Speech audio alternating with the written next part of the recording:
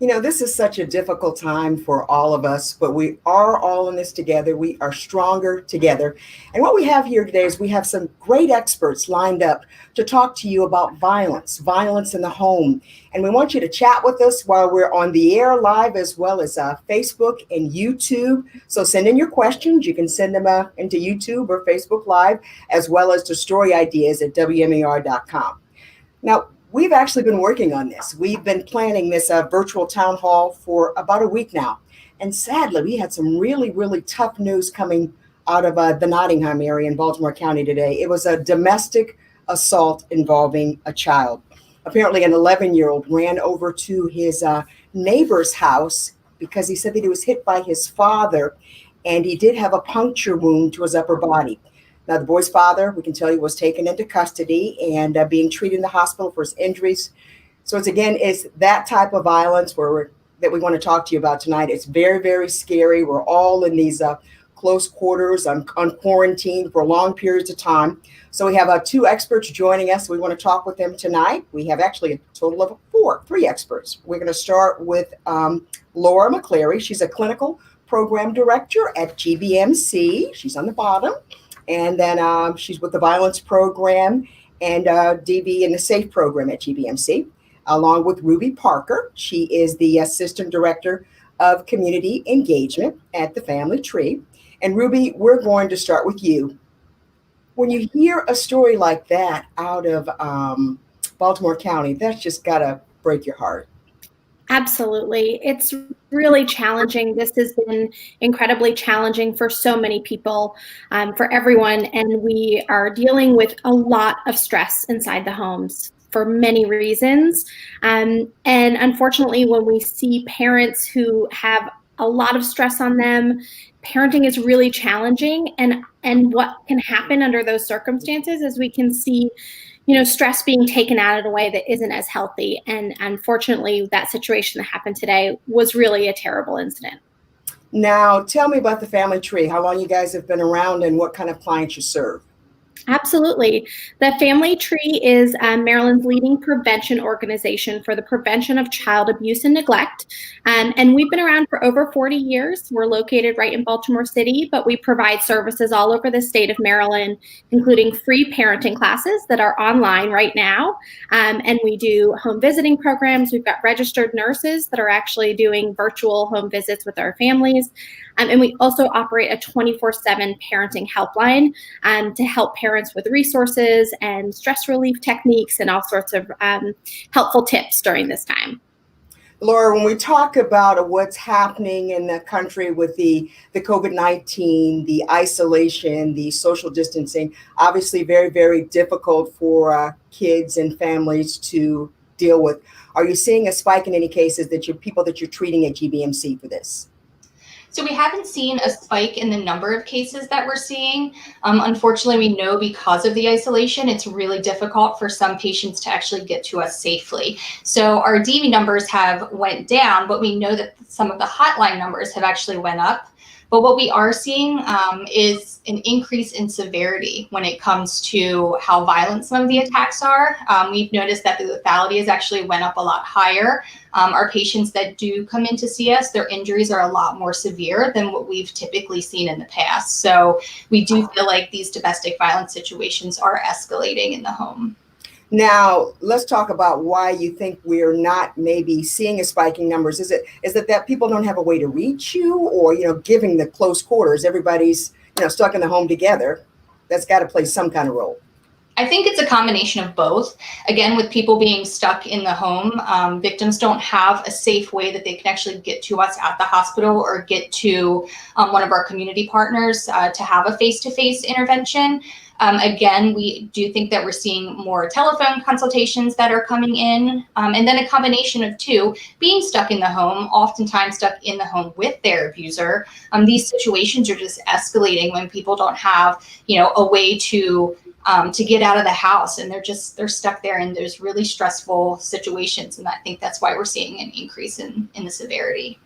So Ruby, can you tell me what is the Family Tree doing during this pandemic to provide resources or help to people in need?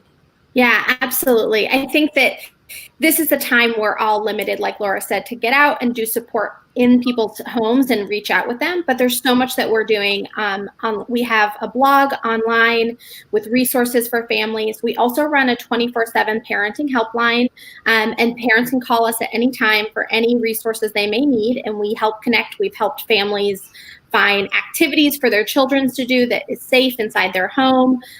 Some families are looking for additional support. Sometimes it's just to talk and to vent and to discuss the stress that they're under. Parenting doesn't come with a rule book, and it can be really challenging.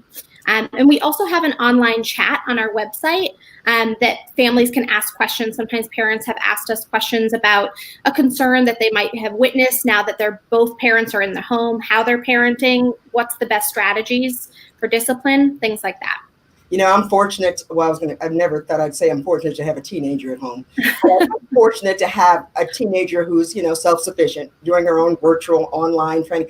I can't imagine what it's like for moms or dads at home who are working, virtually as well, but then having kids who are in school and taking classes. That has to be a very, very stressful situation as well. Absolutely. I mean, it's such a challenging time. We always have said parenting is really tough, but I think this situation has just escalated and highlighted to everyone how tough that is, let alone the expectation of you're taking away a lot of families' resources. So, many people have lost their job, they've lost income, they're losing the access to friends and to different networks of people who helped with that, schools that provide so much support for families. And so everyone's doing their best to try to fill in that. But this is a time, especially if you know a parent who has young children, who has children in the home, reach out to them, give them support, make a connection. Even just having a phone conversation or taking a walk with a safe distance around one another can do so much for people's mental health and help decrease that stress during this time.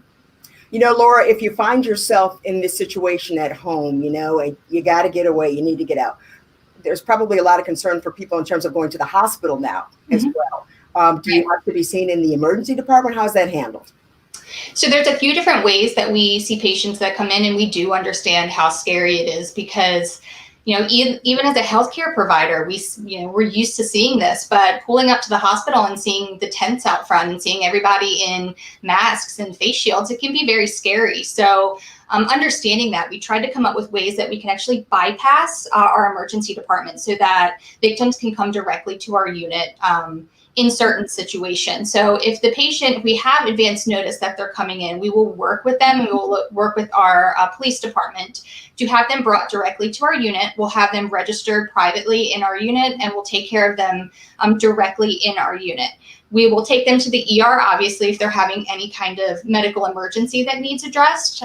We always say that first and foremost, I'm a nurse, so the health and well-being of my patient is always going to be my number one priority. So the fact that we're trying to keep healthy people out of the emergency department, I think, is really important. So when we can get that patient directly to us, provide all of that care in a safe and quiet and secure unit, I think is really pretty incredible. We do still communicate very closely with our emergency department providers. So we have utilized a telehealth medical clearance where we basically use iPads that we can call up to the emergency department, and the patient can actually speak with one of our emergency department providers or a pediatrician face to face and kind of have that medical clearance via telehealth. So we're maintaining still having that patient in our unit separate from the ER, but still able to have that emergency medical consultation if needed. Okay, Laura, Laura and Ruben, we're going to continue to talk, but we have to take a break for TV, but we're going to continue to be live on Facebook and YouTube, and we'll continue to talk to you as well. And when we come back, we are going to be joined by folks from House of Ruth and No More Stolen Childhood. So we'll be right back for the TV audience. And for the rest of us, let's just continue talking. Laura, can you tell me what you are doing to protect your nurses and your investigators and your staff there who are actually dealing with some of these patients who may be coming in? or clients, I should say? So I know you hear a lot on the news and on social media about healthcare providers not being provided the, personal protective equipment. And I feel very fortunate at GBMC that they have provided that personal protective equipment. So the N95 masks, the surgical masks, and face shields, that we can use those when we're interacting with patients, so that we can keep ourselves safe, but also keep our patients safe. Additionally, when we care for these patients, we know that it's really a multidisciplinary approach. So we have forensic interviewers, we have detectives, we have child life specialists and victim advocates that are all interacting with that patient. So we have also provided each of them with their own set of personal protective equipment when they're working in our unit. So we feel really fortunate that we're able to provide that to keep us safe and keep our patients safe that are coming to see us. Okay. All right, Ruby, tell me about what can family members do who are not living with you, but are aware of your situation during this difficult time? Yeah, I think it's a time where, we've been using the term physical distancing, but not social distancing. Because really, when you think about it, we want social connections. The most important thing for families is to have contact with one another and to have social interactions. We have to do it in a safe way. And so it's so important for you to reach out to family members, friends, neighbors that have children in the home, especially young children. Kelly, you mentioned having a teenager. You got to get out a little bit of that area of they're self-sufficient, but especially moms of young children, and moms and dads of young children, and making sure that you reach out to them. So if it's offering them with, to drop a meal off for them potentially, or, sending them a meal through one of the meal delivery things, that can be a huge help. If you have board games, books, things inside your house that you're no longer using, providing that to a neighbor or a friend who maybe doesn't have that, as a way to keep their kids entertained. Really, any little thing can be a really big gesture. And even just reaching out and offering, having a phone conversation saying, I'm here for you, I understand how challenging this is, can be a huge way to relieve stress. Mm-hmm. Right. Yeah. And obviously, I would think with younger children, just trying to explain to them about what's going on. Why can't I go down the street to see my friends? Why can't I have play dates that I've come accustomed to having? All of that has to be tough. Dealing with that from your perspective, Ruby, at the family tree. Oh, absolutely. I'm a mom of a 2-year-old, and I have those conversations every day, and it's really challenging for families. I think one thing we often forget is that our children experience stress, and that's something we often think about, our own stress and how much that weighs on us, and those are big stressors. But children also experience stress, and making sure you're having conversations with your children is such an important aspect of helping families through this, because children are frustrated as well. All right, we are back on the air with our virtual town hall, and we're talking about child abuse and domestic violence, two very, very tough times during a very, very tough time that we're living in now with this COVID-19 pandemic. If you have questions, we would love for you to join us in our conversation. You can send them to us live on Facebook as well as our YouTube channel, or send them to storyideas at WMAR.com. We have joining us now in the conversation, Vanessa Emilio, Executive Director at No More Stolen Childhoods, and Lisa Nitch, the Director of Training and Education at the House of Ruth Maryland. Thank you so much, ladies, for joining us for our conversation. It's a pleasure. Thank you. Thanks for having us. Lisa, I'll start with you. House of Ruth Maryland, been around for such a long time, such a major impact in the community. I know we've done so much with you. Tell us, are you seeing an uptick in terms of violence? We're getting pretty steady reports from survivors on a personal level, although criminal statistics are down when we're hearing people are not reporting to the police. But what we're fully expecting, and much like happened after Katrina and other cities, as well as after the World Trade bombings in New York, we're expecting a surge in demand on services following, post-COVID when everything reopens. Vanessa, tell me a little bit about No More Stolen Childhood. Sure. So we were founded 15 years ago by an adult survivor of childhood sexual abuse. And our organization's mission is to change the public perception and have conversations about childhood sexual abuse. The more we talk about it, the more we understand it, the more we can prevent it. And ultimately, we would like to prevent future abuse from happening, but we also want to make sure that adult survivors are getting the care and nurturing that they need so they can continue their path to healing. And I would imagine, Vanessa, a situation like this where it's hard to communicate from people on the outside, it's difficult to go to places, almost like I want to say breeding ground, but a perfect storm for a situation like that. Sure. So, just as Ruby mentioned in the earlier section about the loss of safety nets, I mean, we see that with child sexual abuse too, right? We know that in Maryland, 20% of the reports for child sexual abuse to our child advocacy centers come from education sources. Right now, kids are not in school, right? They're not physically in a school building. They're not in sports. They're not in those extracurricular activities. So they're not around those other folks in their lives who may be mandated reporters or may be more trained or adept to see something and report something that happens. And so we do have concerns, as were echoed by the other speakers, around what's not getting reported right now, what's not being heard right now, and anticipate that there will be spikes in reporting when things go back to a time when we are seeing and interacting with each other in different ways. But we're also just concerned about proximity to electronic devices right now. I mean, all of us are using our devices for everything, for education, for work, for socializing, for entertainment.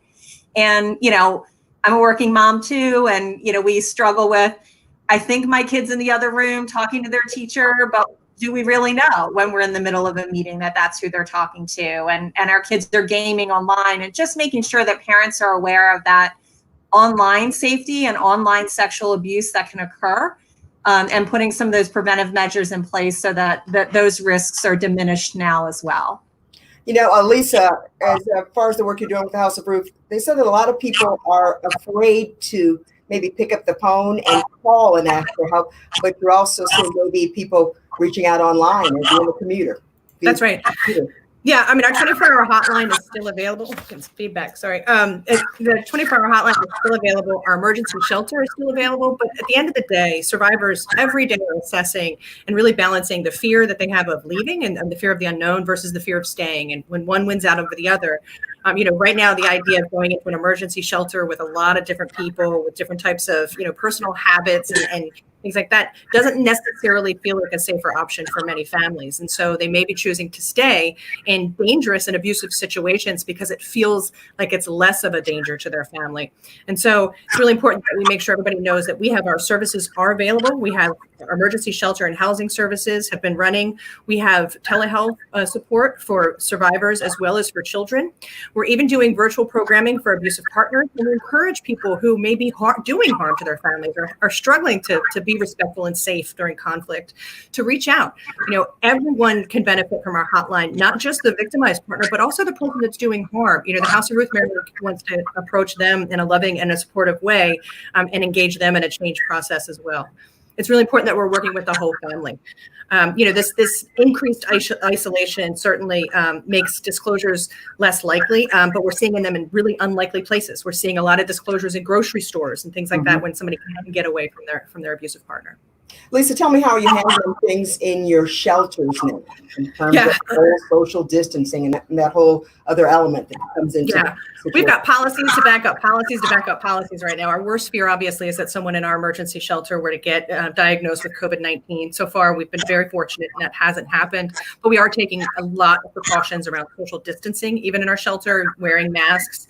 We're not doubling up. Typically, we would maybe put 2 single adults in a room without children. We might double up things like that. And because our spaces look like dorm rooms, we're not doing that. We're kind of making sure that everybody has their own private space. So it does have impacts on our capacity, but we do still have our emergency shelter available to folks if they need it. Vanessa, as I was looking online to see if there had been an uptick in cases, I noticed that there were a lot of increases in cases across the world. I saw cases in China, and, New Zealand, and Spain, and Italy. Do you worry, and this was in March, do you think that this is something that we could see after the fact? Because the children right now, you're in a home, you probably don't have anybody you can communicate with. Absolutely. It's very, very hard for a child that's currently being sexually abused to disclose that abuse when they're sheltering with an abuser. In the United States, the national hotline that's run by RAINN actually, for the first time in their history, saw a significant uptick in calls from minors last month. And those minors overwhelmingly reported that they were in the home with their abuser. So we do obviously have significant concerns for those children. And we would just say, that again, as it was mentioned that disclosures are happening in grocery stores around domestic violence. I mean, we've seen reports in the United States of food delivery workers making calls because they saw something that wasn't right in a home with kids, and so we all have the ability. We think the prevention of child sexual abuse is an adult's problem, not a child's problem. It's not the child's job to protect themselves. It's our job to protect them. And so we really want to help and equip parents, aunts, uncles, neighbors, bystanders to be engaged enough to see something, to look for the signs, to know what those are, and when you see them, to take the appropriate action. And so, we're taking walks in our neighborhood. I'm seeing my neighbors' kids, right? So you have some points, even if it's not that day-to-day intimate sort of connection, there may be points where you could still intervene or make that call if you suspected abuse was happening. Okay. All right. We're going to take another TV break, but we'll be right back for our TV audience. For our other viewers, we're going to continue to talk online at Facebook Live and at YouTube as we continue this very important conversation. Vanessa, talk to me as we continue our conversation about the importance of talking to your kids about being online, because I will say that that is one thing as a mom of a teenager right now that you kind of worried about. They're online for their virtual classes, but they don't have to get up early for school the next morning, right? So they're FaceTiming and chatting it up with kids, their friends or their peers all night long, but you have to worry about that. What kind of I'm talking for a 15-year-old, 13-year-old. Oh, absolutely. And I will tell you first, we have a ton of resources on our website. It's a COVID-19 page for parents. We've got a series of blog posts that we've done about online safety by age group because it's, making sure that we're starting those patterns and behaviors with our youngest kids so that by the time they're 15, we're not talking to them for the first time about sexting and online pornography access. We've had these conversations as they're growing and developing, and so they're age appropriate at each step of the way. And so we would just encourage parents to have as many open and honest conversations as possible. In our prevention training, we talk a lot about making sure activities are observable and interruptible. So if your child is gaming, they're gaming in a room where you could easily see or hear or walk in. If they're talking with friends on their phone or they're FaceTiming, they're not taking their phone to bed with them. That's a big sort of boundary setting piece, right? So that you have some of just the separation from your device and helps with sleep. But two, you can also then set some boundaries around what they're viewing, where they're viewing. And it really depends on your kid, right? For some parents, I can say to my child, I want your phone off at 11 o'clock at night. And other parents, they literally have to shut that router off so that there's no, data source coming to the house so that their child isn't engaging anymore after hours, right? So it's really knowing, what your child's needs are and making sure that the boundaries make sense for that child's needs and for your family's comfort level. But we, want people to understand that if I, as an adult, engage in encouraging a child to take photos of themselves and send them to me, that's abusing that child. Even though I haven't physically violated that child, that action of engaging with them in a pornographic way or in an sexually inappropriate way is sexual abuse. And we want to make sure that our kids are being protected in their digital lives as well as in their physical lives. Lisa, if you are in a vulnerable situation right now, a violent situation, is there any way you can turn for help? Is there any place you can turn for help? You hear about the courts being closed and that being closed, this being closed. What can you do? That's right. The Baltimore City Police Department has made it very clear with us that they are fully active, business as usual. So if you need the emergency assistance from police, call 911. But the courts, they are, while they're not hearing cases in the traditional way, you can absolutely still get 24 access to peace and protective orders. If you're not sure how to do that, House of Ruth Maryland, call our hotline. We have our legal clinic is still fully functional and able to assist with peace and protective orders to help people follow that. It's really important. Sometimes I feel like people get the mixed message when they say the court's being closed, but you can still get peace and protective orders through the commissioner's office if you are in danger. Governor Hogan's shelter-in-place order was very, very clear that for people for whom home is not safe, they certainly have permission to do whatever they need to get the services that they deserve. Mm-hmm. Laura, I want to direct this question to you. Laura and Ruby joining us back as part of the conversation. What should you do if you are experiencing the situation or someone is in a volatile situation? So I think if you know somebody that's in a domestic violence situation or has been sexually assaulted, the first thing you can do is just be there for them and listen to them. And, I think it's hard for a lot of people when they say, well, why don't they just leave? Well, it's not that easy for everybody. So just to be there and say, hey, I'm here to listen to you and I believe you. And just being somebody to listen to during this difficult time is really important. From our standpoint at GBMC, we are a hospital-based program. So we want all of our patients to know that we are here for you 24/7, 365 days a year. Even in the middle of the pandemic, if you come in, we will have a victim advocate and a forensic nurse to respond to you. Ruby, what about in dealing with the situation with children? Yeah, I think that this is a time really to mirror what Laura just said, of that just being there for people is really impactful.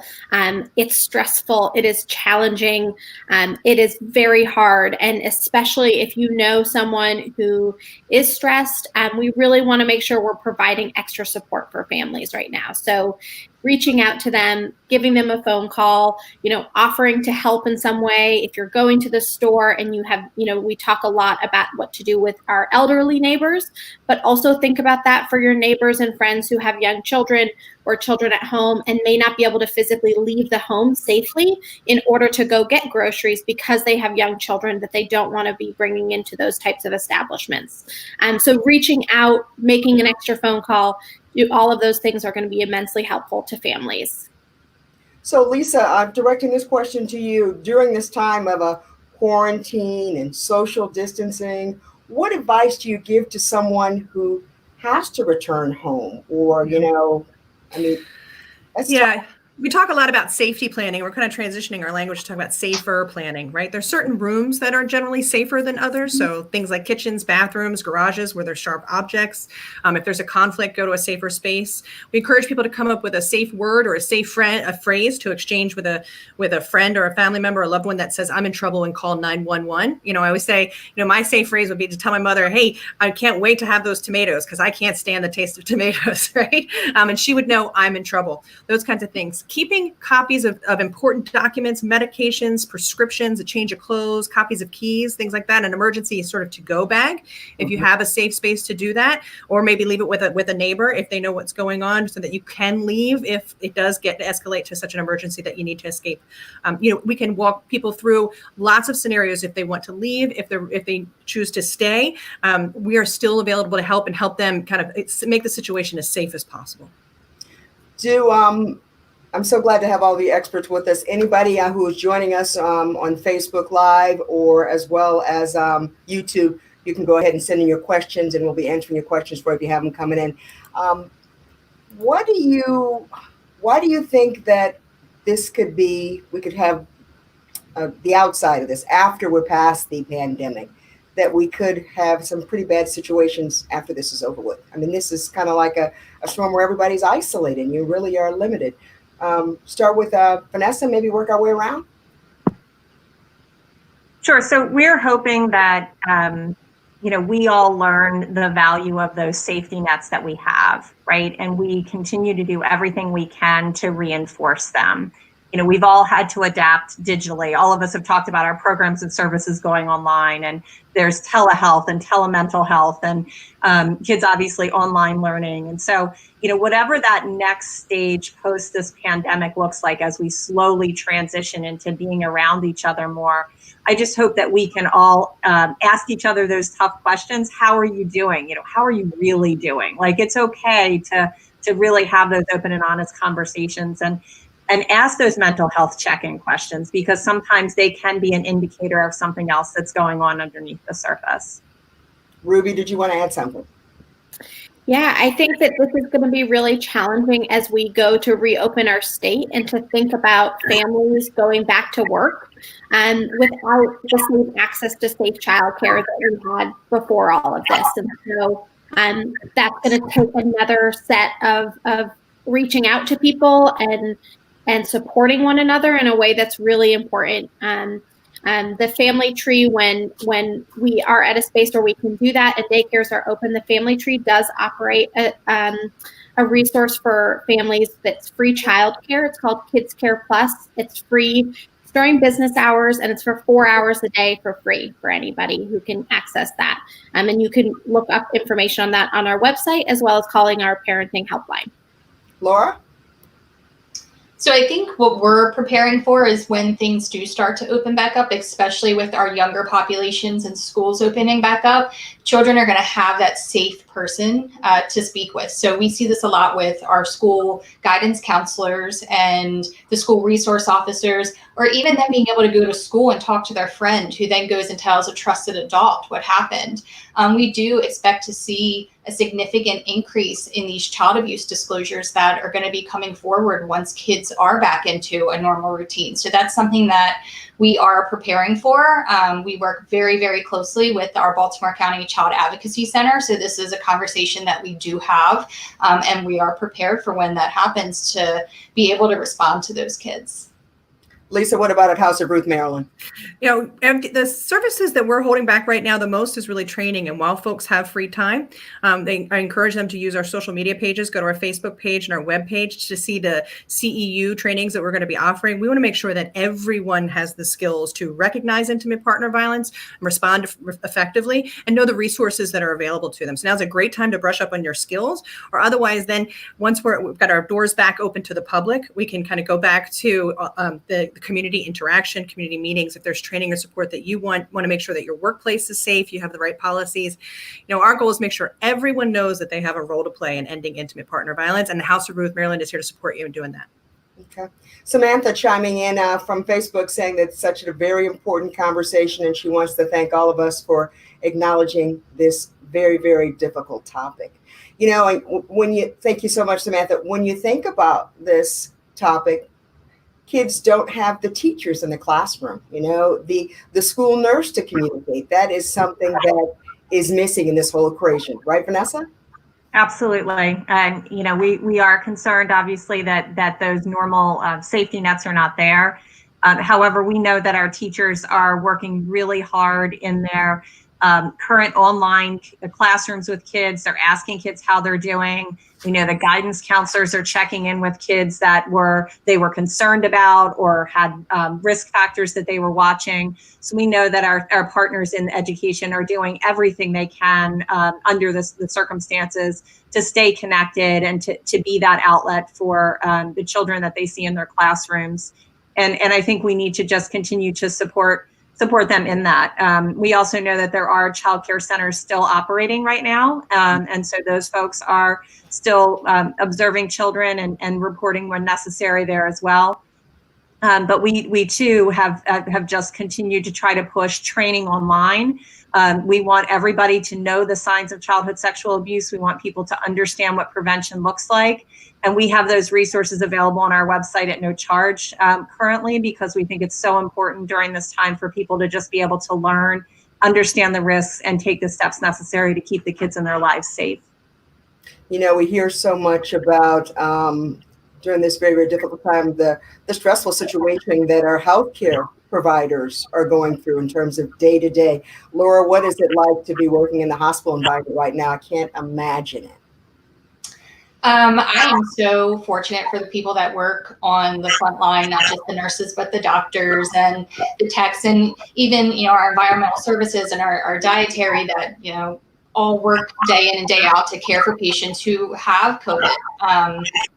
We're really lucky in our unit that all of our patients are pre-screened before they get brought to our unit. But one thing that I think has made this so difficult is the fact that we are so covered when it comes to caring for our patients, where being a nurse, that face-to-face interaction, especially with someone who's been a victim of some kind of trauma, is so important to be able to have that face-to-face. So taking that away and being covered by a mask can be really difficult. So we've actually worked to take up pictures of ourselves of what we look like underneath of all of our personal protective equipment. So we all wear stickers of ourselves and what we look like day to day. So our patients can actually see who's taking care of them underneath of what can be very scary, especially for somebody who's, again, coming in to see us for, something like sexual violence or domestic violence.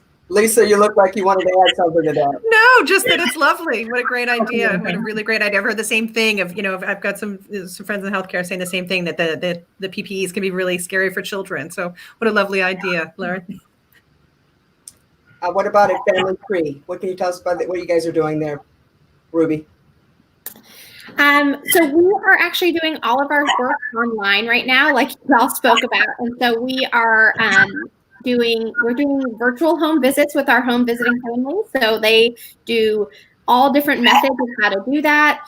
We also have transitioned all of our online classes and parent education to an online forum, which means in the past, sometimes a barrier to getting education as a parent is to physically get to a class. And so this is kind of the beautiful piece of this, is that we are able to do this online now.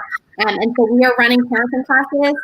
We have classes once a week for families. It's a 4-week long class. It's totally free. Parents can register for any reason. They join the class. They talk about, understanding different parenting skills, techniques on discipline, all different ways to connect with parents and help them strengthen their skills.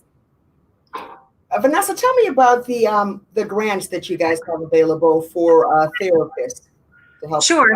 So we've spent a lot of time today talking about children, which is obviously so important, but our organization already also likes to focus on adult survivors. We know that so many survivors of childhood sexual abuse do not disclose until adulthood. And so they've carried that childhood trauma with them their entire lives. And they may be married at this point or have children of their own and still trying to reconcile their past. And so we feel very strongly that in order for healthy adults raise healthy kids, right? So in order to be healthy, you need to be able to unpack that, and you need to have the mental health support to do that. And so we offer grants to therapists up to $2,000 per client to treat adult survivors of childhood abuse. And so what we found now is, folks are losing their job or they're nervous about losing their job. And so they may not be as willing to reach out to that therapist or to have that cost covered. And so to be able to offer a little bit of that buffer and to take that cost as a barrier to care away, we think that just continues to help people through that process and really sort of engage more actively in their healing. Isolation is hard on all of us, right? And it's mentally challenging for all of us. But if you're someone that's dealing with trauma, it just gets compounded, right? So the more we can do to encourage folks that need that outlet to get it, we want to be able to do that. As if being in a domestic violence or child abuse situation isn't difficult enough, Lisa, I can't imagine the impact that this could have on people and families who are going through this now in the midst of this all craziness that we're also going with. Any concerns about lasting impact for some folks? Absolutely. Always. We know that there's long-term trauma symptoms that happen with folks when you live in that high level. We always tell, the children we work with, but also the adults we work with, your body is responding as if it's seeing a bear, and that bear lives with you.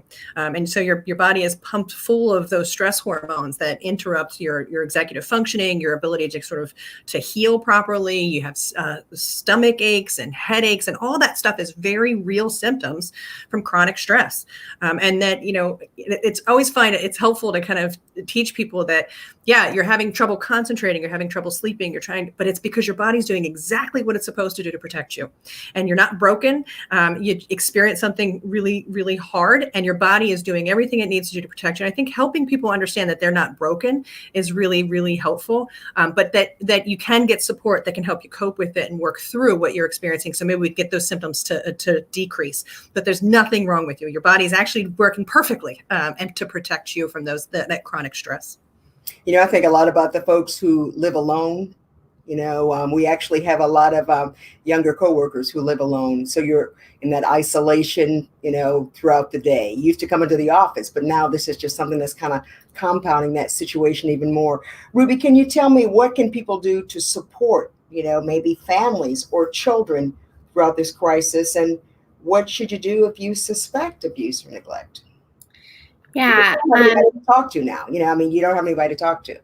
Yeah, I mean, I think that's the thing is right now, I mean, a couple of people have already mentioned it. Vanessa mentioned the idea that like we don't have the physical experience of being in front of children. There's a lot of different ways that we are engaging with children in different ways. So we have social learning, some of which is through video. And so that's an opportunity for people to see that.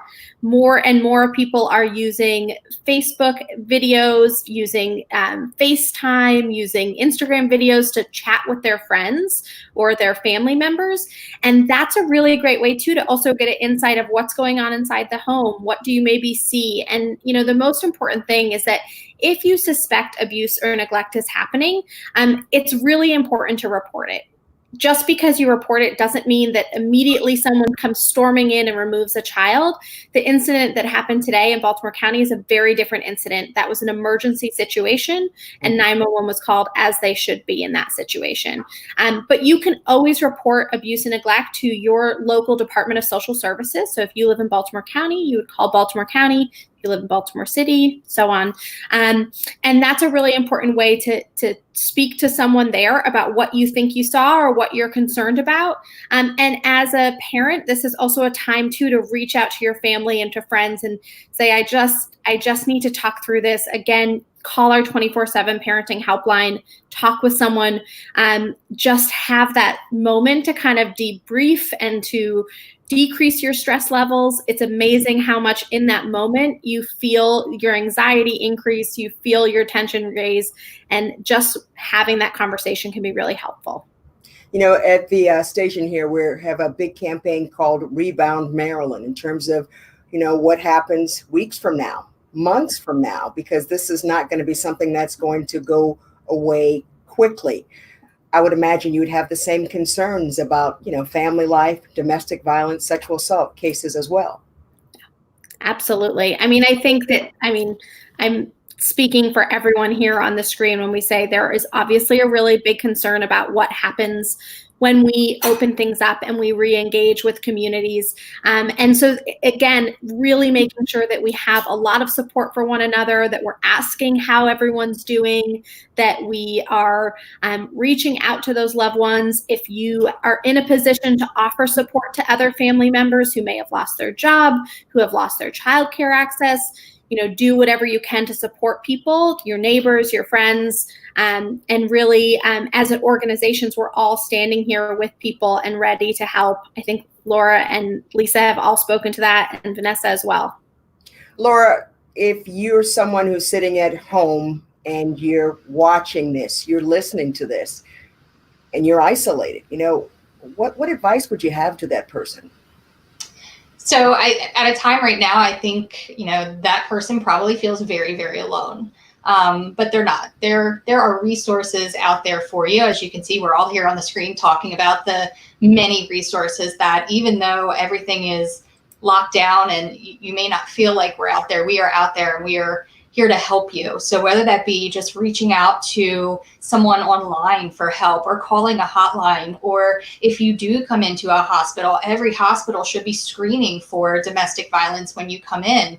If you come into GBMC, you will get asked those questions, and then, you know, a victim advocate can come in and speak with you. Even if you're not in an immediate abusive situation, but have a past history of abuse and you just feel like you need someone to talk to, we provide those services, as do other organizations. So while you may feel like you're very alone, please know that we are here to help you. And Lisa, as far as the House of Ruth is concerned, a lot of times we've done stories with you over the years. Somebody's leaving in the middle of the night with the children. Right. Yeah, we've managed to get very creative over the years. Yeah, reach out. You can use if you're not comfortable calling the hotline, you can reach out to us through Facebook Messenger, through direct message on Instagram or Twitter. You can use your social media pages. Sometimes that feels safer. We have been, I tell folks all the time, you don't get to see our success stories because if we did our job well, you can't find someone. And so, we've gotten very creative over the years to help people find safety. And it doesn't necessarily mean you need to move into an emergency shelter. There are other things that we can do. If it's about getting you to a safe space, we can get very, very creative and work with you and your resources and what you're most comfortable with. I think the most important thing for survivors to keep in mind is we let you lead the process. We're not here to be the next person to tell you what to do or that you should leave or that you should stay. That really letting you lead the process on what you feel like is safest, given the resources that you have and what makes you most comfortable. We're going to let you take the lead, but to give you all of our support and information and resources.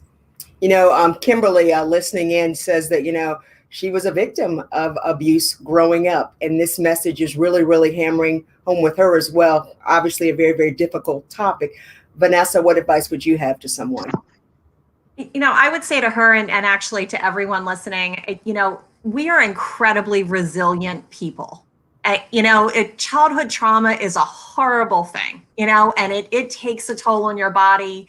And adult in domestic violence situations or sexual assault situations, there is a physical, mental, it impacts every possible aspect of your life, but you can get past it. You can live beyond it. And we are all collectively so resilient. And I think in that moment when you're alone and you're isolated, you forget that. You forget how resilient you actually are. And the science tells us, especially with childhood trauma, that it just takes caring adults leaning into a kid's life to help erase the damage that was done from that childhood trauma. And so even if you experience that as a child, you still have the ability to help your own child not have that experience. You have the ability to help someone else's child not have that experience. Your scars or your wounds from the past do not define you. If anything, they empower you to help someone else. Ruby, I would think that as much time as we're all spending at home with our families, this actually probably gives us an opportunity to have some of the tough conversations that we've needed to have, but haven't had the time to have. Well, now you do. Yeah, I would say that this probably is highlighting some of that. I think, thank you to Kimberly for sharing that was an experience you had. Vanessa said it beautifully, that this is incredibly challenging. And just because some situation may have happened in the past, as adults, we have the opportunity to still continue to heal from that. We are not, Lisa said it earlier, we are not broken people because of the experiences we've had. It makes us stronger. And it's so important to have conversations with people about that, because what we could do that's the best thing is that we can ensure that we don't pass that along to our next generation and make sure our children experience healthy and happy lives. And so I think Kimberly's probably the most equipped person to ensure her children live beautiful lives because of that. And thinking about some of the conversations that we're having right now, how important is it that you set up boundaries with your children, for what's right and maybe what's not right, who's getting too close, who's not getting too close, because I think after all of this pandemic, everything's going to change. I think social distancing is going to become the new normal, as we talk about that.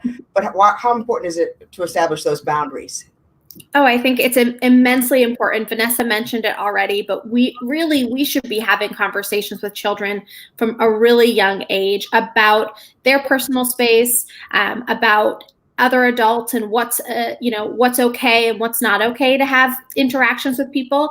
And this is, like you said, this is just going to be a new part of our conversation about that physical space and how close we are to people, and recognizing that. But when it comes to children's bodies and to children's personal choices, it's really important that parents start those conversations young.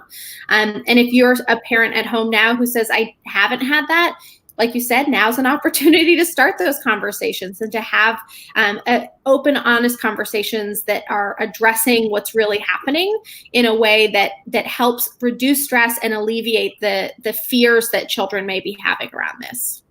Just want to thank Mary for watching. She says, thank you. Mary Lesser says, thank you for organizing this, and thanks for your panel to bringing this to public view. So I want to thank Mary for that. Lisa, I want to ask you, you got a bad situation. You're at home. You got this going on in the world out here. How do you know when it's time just to cut your losses and just get out? Yeah, survivors every day are assessing that, and they're trying to figure out sort of how do I meet my basic needs versus and also sort of survive the situation. We always say they're sort of balancing. What's the life generated risk? How am I going to pay the bills or make sure there's a roof over my head or make sure my kids have a meal? And they're balancing that with sort of their own personal safety. It is horrible that some survivors are making the decision to sustain a certain level of abuse because they think it's in the best interest of their family and their children's safety in the long run. We know that sometimes leaving is the most dangerous time. Over 70% of cases that become lethal, it's either at the time that the survivor tries to leave or within the first year of having left. And we know that it's incredibly risky, which is why I really want to emphasize that we always let survivors lead the process, because we know all the money that's been put into risk assessments and things like that, nothing is more accurate than the victim's self-assessment about what would be safest. And so if, again, can we help them stay safer, but also let them know what resources we have available to us. We can do things like help people, relocate. We can get you to maybe a loved one who's in a different state. We can help with food assistance. We can help with school enrollments. There, we can help you, get birth certificates and all kinds of things. And I think people, we are ready to do whatever we can and help you get whatever you need so that you can escape and have the resources you need to leave safely. And I think that's important for folks to realize that we're not just a shelter, right? It's so much more than that. And so give us a call, give us a shot, maybe reach out through social media. Let us know what you need. I mean, the first question we're trained to ask you is, how can we help? Because you're the best judge of your own safety, but maybe we can help you meet some of those basic needs so that you can escape safely. So Laura, I'm a friend, I'm a parent, and I suspect that there is some abuse going on, with a child or with a girlfriend. How do I handle that? How do you approach that type of situation? So we handle those two situations very differently. So with children, we always say if you suspect that a child is being abused, that reporting it is the best option, because a child can't make that decision on their own. They're relying on adults in their lives to keep them safe. So if you suspect that something is happening to a child, then that needs to be reported. When it comes to domestic violence, just like Lisa said, in those situations, we want the victim to feel like they are in complete control when it comes to making the decision on when to get somewhere safer. So again, just being there to listen to them, letting them know that you're here for them, and believing what they say, and just being a support person. Sometimes it doesn't mean, people always think like, what if I say the wrong thing? Well, sometimes just not saying anything at all is the best thing you can do. Just being there to listen to somebody and, being there for them when they feel like maybe nobody else is. And the fact that somebody's telling you something that is probably the scariest thing that's ever happened to them, and you may be that only person that they've ever told.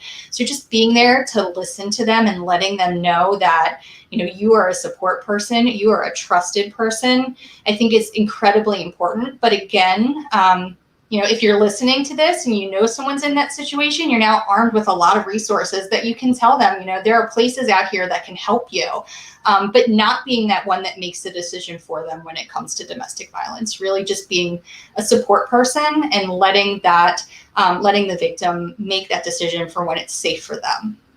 Vanessa, can you add something to that as well? Just to echo what's been said, again, if it's a child that's being sexually abused, reporting is the step that we want you to take. And we have the resources on our website by jurisdiction, so you know where to call to get that report made.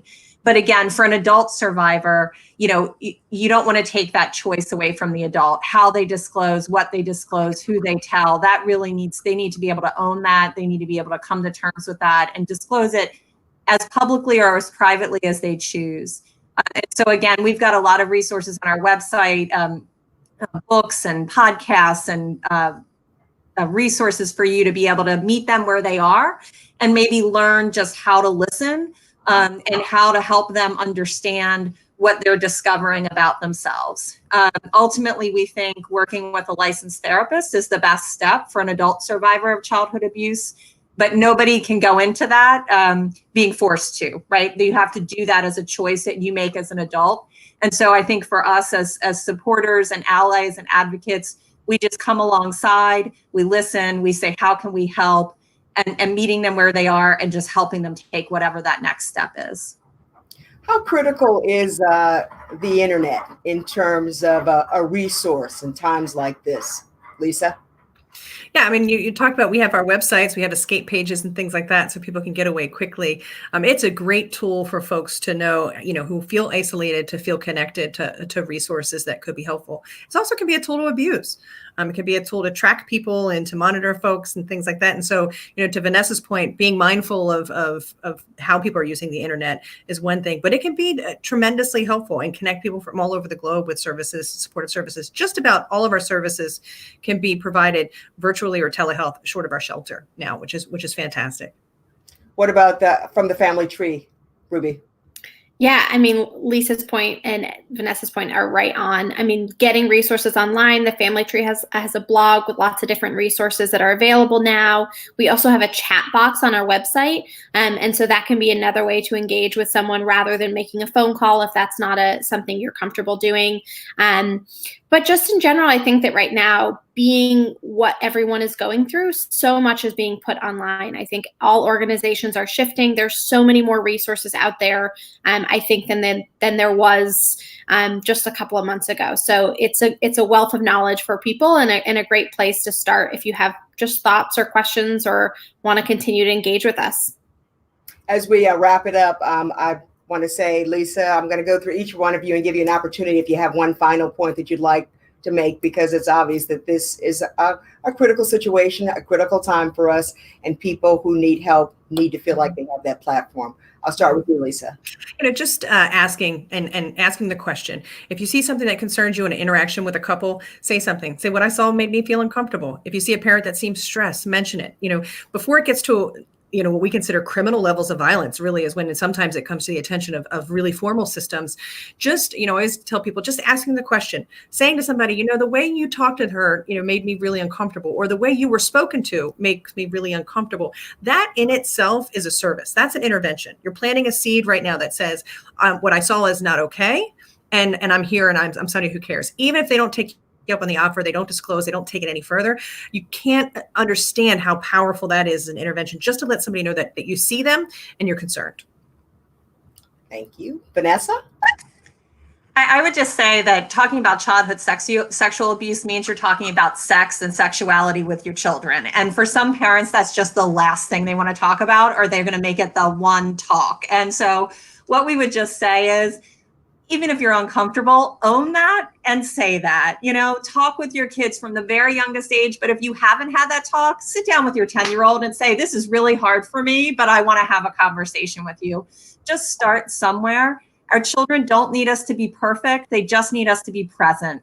And so if you can be present with your kid and have a dialogue around a difficult subject, then when they get into that situation where they are in trouble, or a relationship isn't going right, or someone's asked them to do something that they know crosses a boundary, they're going to come to you because you've established that dialogue and you've established that trust. So just take that baby step. It's really not as hard as you think it is. Ruby, what about you? Oh, I love following Vanessa on that. And I would just say that, I think we all realize parenting is really, really hard. This is not an easy thing. Doesn't come with a rule book. It doesn't come with a guide. And we are all experiencing a lot of challenges right now. And so reach out to your neighbors, reach out to your friends. If you're a parent at home right now, just stressed and struggling, just know that there are people out there who care about you. You can always reach us at the Family Tree's 24/7 parenting helpline. And we are here to help you and just help you get through this. And we're going to all come out on the other side. Laura, one last takeaway from you. And I just kind of want to echo what everybody else said, and the fact that in a time where, people feel very alone, just to know that you're not, and that there are a lot of people out there that care about you and that are there for you. And, being in healthcare and being a nurse, you can always come into GBMC and we will take care of your healthcare needs, and we will connect you with resources in our community. We will do this in a private setting and give you control over your healthcare. Well, ladies, thank you so much for joining us for this very, very important conversation. I'd like to tell you to stay safe, stay healthy, and thanks for sharing your expertise and very, very valuable information with us tonight. Thank you. Thank you. Good night. Thanks for everybody for tuning in.